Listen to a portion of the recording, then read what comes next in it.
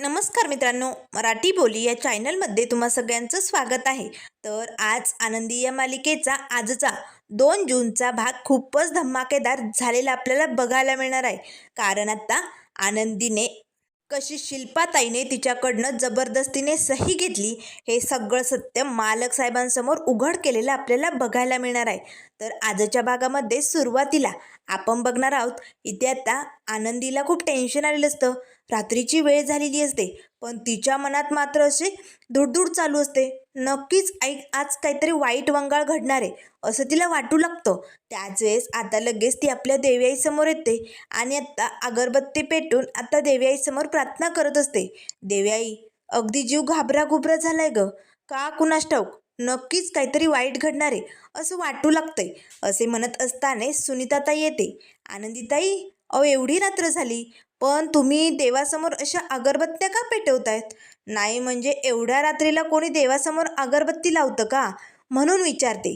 त्यावर लगेच आता आनंदी म्हणू लागते, सुनीताताई सहजच आपलं. त्यावर सुनीता म्हणू लागते, ताई सहज नाही या, नक्कीच तुमच्या मनात काहीतरी चालू आहे, सांगा ना काय झालंय. त्याच वेळेस आनंदीने रडायला सुरुवात केलेली असते, कारण ती खूपच घाबरलेली असते. तेव्हा सुनीताताई म्हणू लागते, आनंदीताई अहो रडू नका.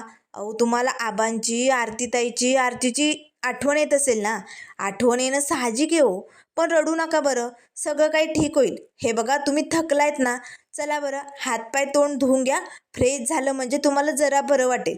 चला बरं आनंदीताई, मी टॉवेल घेते. आता सुनीता लगेच येते हातपाय धुण्यासाठी, आनंदीला बाथरूमजवळ घेऊन येते. पण आता बाथरूममधले लाईट बंद असतात, अगदी अंधार असतो. त्याच वेळेस आता इकडे हा विद्याधर हवेलीत घुसलेला असतो. आता मात्र लगेच बाथरूमजवळ येताच आनंदीला सुनीता म्हणू लागते, आनंदीताई अहो बाथरूममधले लाईट बंद आहे, दरवाजाही उघडा आहे, मी ना लाईटचं काय झालंय ते बघून येते.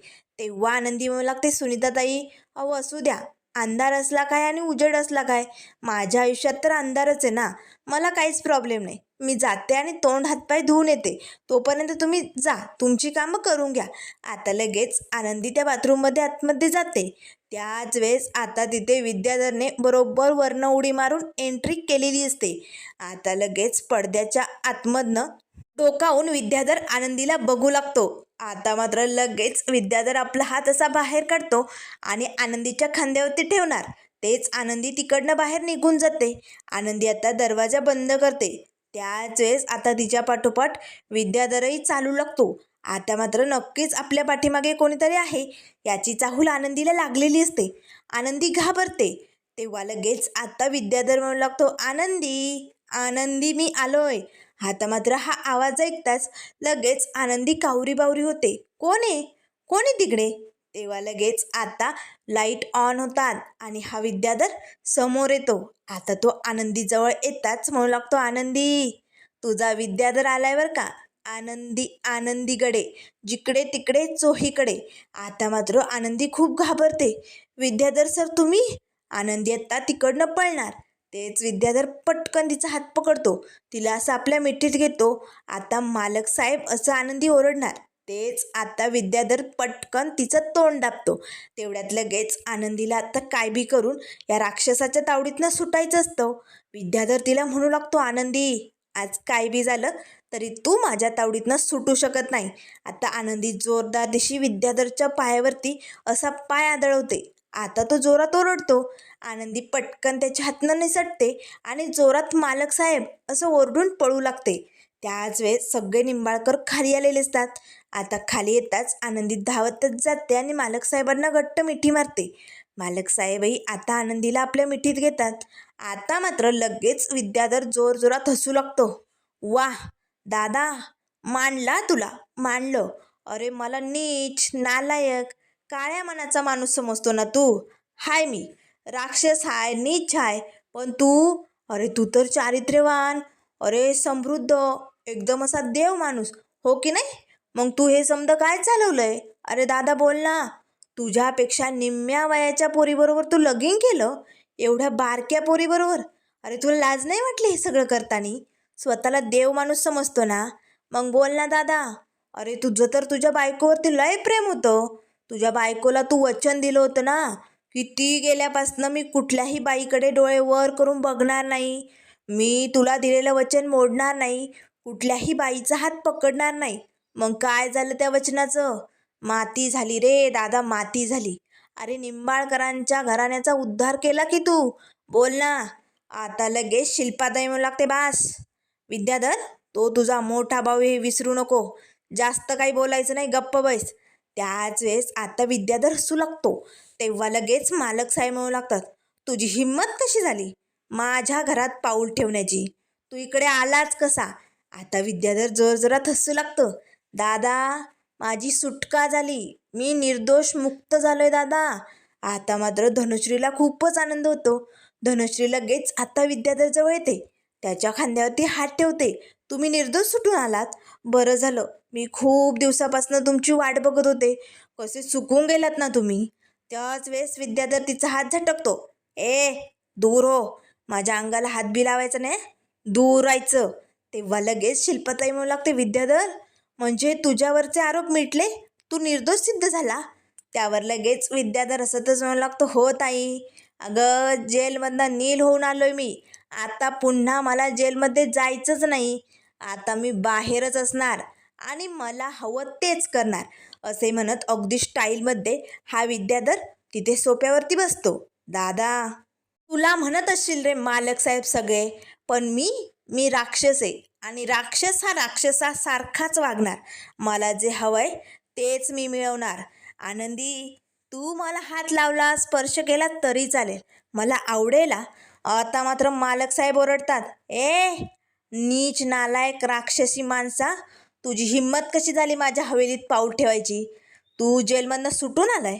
मला पोलिसांना फोन करून विचारावंच लागेल. बघतोस तू कसा सुटलाय ते. त्याच वेळेस शिल्पा म्हणू लागते, युगंधर शांत हो. हे बघ, रागाच्या भरात उगाच काही करून बसू नको. मी विद्याधरशी बोलते, त्याला समजावते. त्यावर लगेच आत्ता मालक साहेब म्हणू लागतात, नाही, बोलायची समजवायची गरज नाही आहे ताई. मला हे प्रकरण कायमचं संपवायचं आहे. या नीच नालायक विद्याधरला मी इकडनं जेलमध्ये टाकणार. तो जेलमध्ये सडला पाहिजे आणि तसं नाही झालं तर मी माझ्या हाताने याचा गळा घोटून मारे ना. त्याच वेळेस आता धनश्री म्हणू लागते, भाऊजी, अहो काय बोलताय तुम्ही अभद्र? अहो तुम्ही दरवेळेस माझ्या नवऱ्याला मारण्याची भाषा का करता? असं अभद्र बोलू नका भाऊजी. ते माझे पती आहेत. तेव्हा लगेच मालक साहेब म्हणू लागतं, धनश्री, तुझा हा नीच नवरा अभद्र वागतो ते चालतं तुला? हा नीच माणूस या घरात नाही राहू शकत. आत्ताच्या आत्ता याला जेलमध्ये पाठवणार मी. बास, आता लय ऐकून घेतलं याचं. त्यावर हसतच विद्याधर टाळ्या वाजवतच म्हणू लागतो, दादा, दादा, आता तू काहीही कर, पण मी जेलमधनं सुटलोय. आता माझी मुक्तता झाली दादा आणि आता मी मोकळ्या रानात आलोय. कोणी किती बी प्रयत्न केले तरी मला जेलमध्ये नाही टाकू शकत. त्यामुळे मला जे हवंय ते मी मिळवणारच. आता आनंदी खूप घाबरलेली असते. तेव्हा लगेच आता मालक साहेब म्हणू लागतात, ए नीच नालायक माणसा, तुला शेवटचं सांगालोय, निघ इकडनं. आनंदीवरती वाईट नजर टाकण्याची हिंमत करायची नाही. तुझा जीव घेईना. आजवर फक्त आईला शब्द दिलाय म्हणून मी गप्प राहिलो, पण आता नाही. आता तुझ्या पापाचा घडा फोडणार मी. त्याच वेळी धनश्री म्हणू लागते, भाऊजी, का माझ्या नवऱ्याच्या जीवावरती उठलाय तुम्ही? बास करा, थांबवा हे सगळं. त्यावर मालक साहेब म्हणू लागतात, नाही, मी थांबणार नाही. याला तर याच्या पापाची शिक्षा होणार. मी आत्ताच लगेच फोन करून खरं काय खोटं काय ते बघतो. त्याच वेळेस आत्ता शिल्पाताई म्हणू लागते, युगंधर थांब. अरे विद्याधर सांगतोय ना, तो निर्दोष मुक्त झालाय, मग कशाला तू उगाच वाढवतोय? त्यावर युगंधर मालकांचे वडील म्हणू लागतात, युगंधर, रागाच्या भरात कुठलाही निर्णय घेऊन बसू नको, शांततेत घे. त्यावर मालक साहेब म्हणू लागतात, कसं शांत राहू मी? हा माणूस कसा वागतोय कळतंय ना?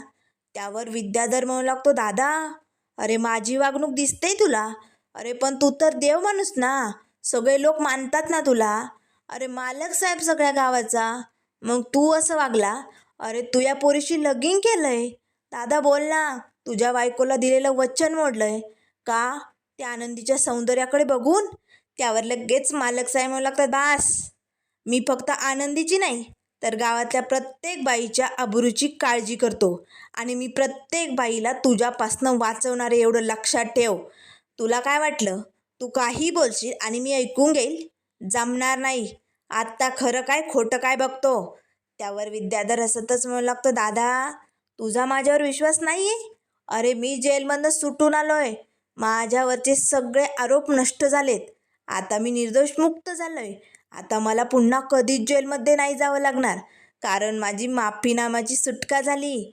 आता मालक साहेबांना धक्का बसतो. आता शिल्पाताई लगेच विद्याधरला म्हणू लागते, खरंच विद्याधर हे कसं झालं, कोणी केलं? तेव्हा विद्याधर म्हणू लागतो, सांगतो ना, समज काही सांगतो. त्याच वेळेस आता विद्याधर वकील साहेबांना आवाज देतो, वकील साहेब या लवकर इकडे आणि काय जे खरं आहे ना ते सांगून टाका या युगंधर मालकाला. त्याच वेळेस मालक साहेब म्हणू लागतात, हे असले फालतू वकील तू पैसे देऊन आणू शकतो हे मला चांगलंच माहिती. उगाच माझ्यासमोर खोटेपणाचा आव आणू नको. तुझ्यासारख्या नीच माणसाचं मी काय बी ऐकून घेणार नाही. खोटारडा आहे तू एक नंबरचा. मी आत्ता तुला पुन्हा जेलमध्ये टाकणार. त्यावर लगेच विद्याधर हसतच म्हणू लागतो, खोटं वाटतंय माझं? खोटं? बरं ठीक आहे, चल मग ऐकच. मी सांगतो मला कोणी सोडवलंय जेलमध्ये. तू ज्या पोरीचं रक्षण केलं, ज्या अबला पोरीला तू तुझी बायको बनवली, त्याच पोरीने तुझा अहंकार संपवलाय दादा. त्याच पोरीने म्हणजे आनंदीनेच माझी सुटका केली. माझ्यावरचे सगळे आरोप माघारी घेतले आनंदीने. आता मात्र आनंदीला धक्का बसतो. तेव्हा लगेच आता ती मनाशीच म्हणू लागते, म्हणजे शिल्पाताईने माझ्याकडनं ज्या पेपरवरती सह्या घेतल्या तो पेपर माफीनाम्याचा होता, म्हणजे त्या पेपरवर मी सह्या केल्या तो खोटा होता. असे असंख्य प्रश्न आनंदीसमोर उभे राहिलेले असतात. मालक साहेब म्हणू लागतात, गप्प बाईस, उगच खोटे नाटे आरोप लावू नको आनंदीवरती. मला माहिती तुझ्यासारख्या नीच नालायक माणसाला ती कधीच सोडू शकत नाही, कारण तू तिच्यावरती अत्याचार करण्याचा प्रयत्न केलाय आणि कुठली बी पोरगी अशा राक्षसाला सोडवण्यासाठी सही करणार नाही. बाद झाला हा खोटारडेपणा. त्याच वेळेस विद्याधर म्हणू लागतो, ठीक आहे दादा, तुझा नाही आहे ना माझ्यावर विश्वास? मग वकील साहेब दाखवा, पेपर दाखवा वाचून यांना. आता लगेच जो माफीनाम्याचा पेपर असतो ना तो आता वकील साहेब वाचू लागतात.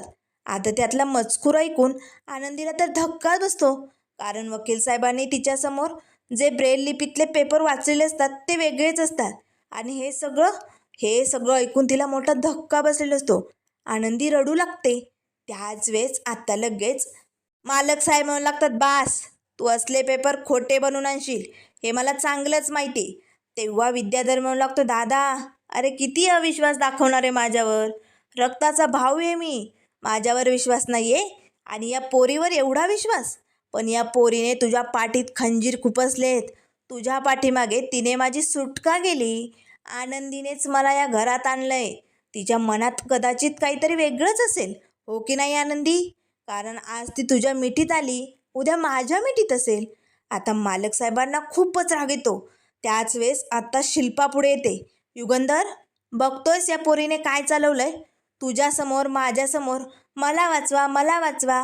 युगंधर मालक मला न्याय द्या असं करत असते आणि पाठीमागे असं वागते. हिला काहीच वाटलं नाही असं करताने. त्याच वेळेस मालक साहेब म्हणू लागतात, बास, माझा आनंदीवरती विश्वास आहे. आनंदी असं कधी बी करू शकत नाही. तुझ्यासारख्या राक्षसी माणसाला सोडवणं ती काम कधीच करणार नाही. आता लगेच मालक साहेबांचे वडील म्हणू लागतात, आनंदी तू गप्प काय? तू बोल लवकर. तू या विद्याधरला बाहेर काढण्यासाठी पेपरवर सही केली का? त्याच वेळेस मालक साहेब म्हणू लागतात, खोटारडाय हा, सही कुठे आनंदीची? दाखव लवकर. आता लगेच विद्याधर पेपर दादाजवळ घेऊन येतो. दादा बघ, नाव दिसतंय ना, आनंदी आनंद चोहीकडे. आता मात्र आनंदीला धक्का बसतो. त्याच वेळेस आता ही शिल्पा मुद्दामून मालक साहेबांसमोर आनंदीला खोटं पाडण्याचा प्रयत्न करते. आनंदी, तू युगंधरच्या पाठीमागे असं वागते? तुला काहीच वाटलं नाही? तू विद्याधरवरचे सगळे गुन्हे माफ केले. अगं माझ्या भावाने तुझ्यासाठी काय काय नाही केलं? बोल ना आनंदी, तू या पेपरवर सही केली का? आता आनंदीला काय बोलावं काही सुचत नाही. आनंदी गप्पच असते.